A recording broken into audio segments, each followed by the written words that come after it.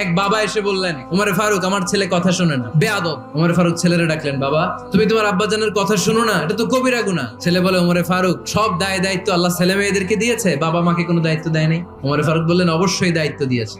তাহলে বলেন আমার বাবার দায়িত্ব কি? উনি বললেন, প্রাইমারিলি প্রথমত 3 দায়িত্ব। পৃথিবীর প্রতিটি বাবার উচিত ছেলেদের মেয়েদের জন্য ভালো মায়ের ব্যবস্থা করা। 2 নম্বরে সুন্দর তার একটা নাম রেখে দেয়া। 3 নাম্বার তার আল্লাহর কিতাব শিক্ষা দেওয়া। এবার ছেলেকে আমার আব্বা 3টার একটাও করে নাই।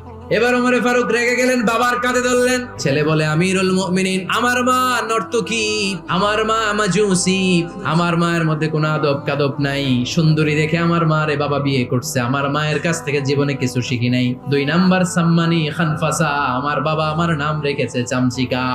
ওয়ালাম ইউআল্লিমনি হারফাম মিন কিতাবিল্লাহ, আমিরুল মুমিনিন শুধু তাই না, আল্লাহর কোরআনের একটা অক্ষর আমার বাবা কোনোদিন আমারে শিক্ষা দেয় না।